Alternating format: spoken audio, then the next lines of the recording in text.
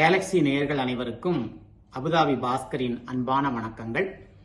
இன்று கம்பராமாயண பாடலில் கோசல நாட்டினுடைய வளத்தை எல்லாம் சொல்லிக்கொண்டே வருகின்றார் கம்பர். அந்த வகையில் அந்த கோசல நாட்டுடைய பெண்களை பற்றி சொல்கின்றார் கம்பர். அந்த பெண்கள் அவருடைய முகமானது தாமரை போல அப்படியே படர்ந்து விரிந்து அழகாக இருக்கிறதாம். அந்த அவருடைய முகத்தில் உள்ள அந்த கண்களானது கண்களில் மை தீட்டியுள்ளார்கள். அந்த மை தீட்டியுள்ள அந்த கண்கள் கருவண்டு போல் காட்சியளிக்கின்றதாம். பொதுவாக வண்டை பெண்களுடைய கண்களுக்கு ஓமையாக சொல்லுவது வழக்கம்.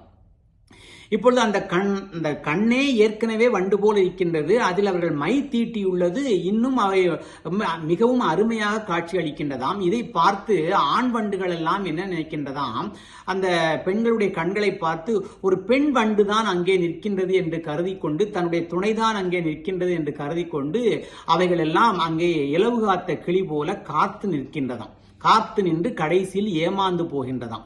ஆக இந்த இடத்தில் பெண்களுடைய அந்த அழகையை சொல்ல வரும்பொழுது அதாவது இயல்புக்கு மாறாக அவைகள் நினைத்த காரணத்தினால் அவைகள் ஏமாந்து போயின என்ற ஒரு கருத்தை நமக்கு இங்கு சுட்டி காட்டுகின்றார். அதாவது நம் பெரிய புராணத்தில் அழகாக அந்த கண்ணை பற்றி சொல்லும்போது சுந்தரர் சொல்லுவார், செங்கையல் குலைகள் நாடும் திருமுனை பாடி நாடு என்று மங்கையர் சீத வதனமதி இருமருங்கும் ஓடி செங்கையல் குலைகள் நாடும் திருமுனை பாடி நாடு என்று சொல்வார். இந்த கண்களானது அந்த நாட்டில் உள்ள திருமுனைப்பாடி நாட்டில் உள்ள பெண்களுடைய கண்கள் காது வரைக்கும் நீண்டு இருக்கலாம். இந்த காதுல குலைகள் அணிந்திருக்கிறார்கள் இந்த பெண்கள். இந்த கண்கள் போய் அந்த காதினுடைய குலைகளை அப்படி பார்த்து விட்டு வருகின்றதாம். எதற்காக பார்த்துவிட்டு வருகிறதாம்? ஏக்கத்தோட பார்த்துட்டு வருதான். எதுக்கு வருதுன்னா, சுந்தரர் பிறக்க போகின்றார், சுந்தரருடைய தேவாரங்களை எல்லாம் நீங்கள் காதால் கேட்டு மகிழ்ச்சி அடைய போகின்றீர்கள், எங்களுக்கு கேட்கக்கூடிய அந்த தன்மை இல்லையே என்று வருத்தத்தோடு அந்த கண்கள் அப்படியே குலைகளை பார்த்து விட்டு வருவதாக சொல்வார். மங்கையர் சீத வதனமதி இருமருங்கும் ஓடி செங்கயல் குலைகள் நாடும் திருமுனை பாடி நாடு என்பார். அதுபோல இங்கே பெண்களுடைய கண்களை தாமரை பூவிற்கு அழகாக அங்கே அந்த முகத்தை சொல்லி அந்த கண்ணுக்கு அந்த கருவண்டு அந்த வண்டை போல் ஒத்திருக்கிறது என்று சொல்கின்றார். இங்கே என்ன சொல்ல வருகின்றார் கம்பர்? அதாவது இந்த பாடலில் அதாவது பருவ மங்கையர் பங்கைய வாழ்முகத்து உருவ உன் கணை ஒன் பெடை ஆமென கருதி அன்போடு காமுற்று வைகின மருத வயலின் வைகின வண்டரோ. அந்த முகம் அழகாக இருக்கின்றது. இந்த நான் சொன்ன முன்ன கருத்துக்கள் எல்லாம் அதோடு ஒத்து போகின்றன. இப்பொழுது அங்கே அந்த வண்டுகள் எல்லாம் ஆண் வண்டுகள் எல்லாம் ஏமாந்து போய்விட்டன என்ற ஒரு கருத்தை சொல்கின்றார். அதாவது என்ன சொல்ல வருகின்றார் இந்த கம்பர்? அதாவது பெண்கள், அதாவது பாதை மாற எப்பொழுதும் கள்ளையே உண்டு அந்த ஆட்சி செய்து கொண்டிருந்தவன் ராவணன். ஆனாலும் போதையில் இருந்தாலும் அவன் பாதை மாறாமல் ஆட்சி செய்தவன். அதை கம்பரே ராவணனுடைய அந்த மிகப்பெரிய அந்த பராக்கிரமங்களையும் அவன் ஆட்சி செய்த திறமையும் அவனுடைய புகழையும் நமக்கு சுட்டி காட்டுகின்றார் நிறைய பாடலில்.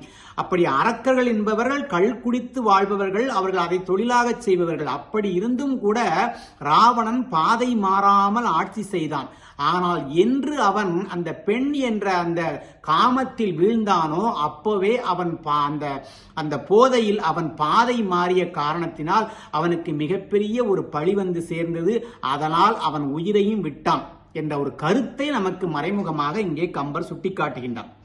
அதாவது இந்த கவிஞர் கண்ணதாசன் அழகாக ஒரு பாடல் கூட சொல்லுவார், பொன்வண்டொன்று மலரென்று முகத்தோடு மோத நான் வளை கொண்ட கையாலே மெதுவாக மூட என்று ஒரு பாடலை சொல்வார். அந்த பாடலில் எப்படி அந்த பொன் வண்டு அந்த முகம் என்று தெரியாமல் ஒட்டுகின்றதாம். அதுபோல இங்கே அந்த ஆண் வண்டுகளும் பெண் வண்டுகள் என்று கருதி நின்று ஏமாந்து போயின.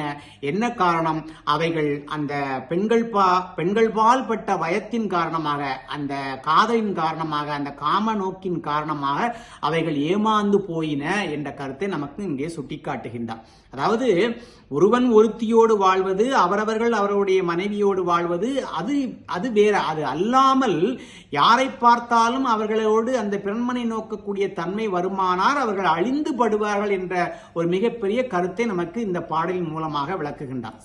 விவேக சிந்தாமணியில் ஒரு பாடல் வரும், ஆலகால விஷத்தை நம்பலாம், ஆற்றையும் பெரும் காற்றையும் நம்பலாம், கோலமாமத யானையை நம்பலாம், கொள்ளும் வேங்கை புலியை நம்பலாம், காலனார் விடு தூதரை நம்பலாம், கள்ளர் வேடர் மறவரை நம்பலாம், சேலை கட்டிய மாதரை நம்பினால் தெருவில் நின்று தயங்கி திரிவரே என்று ஒரு பாடல் வரும். எல்லாவற்றையும் நம்பலாம். ஆலகால விஷத்தை கூட நம்பிடலாம்.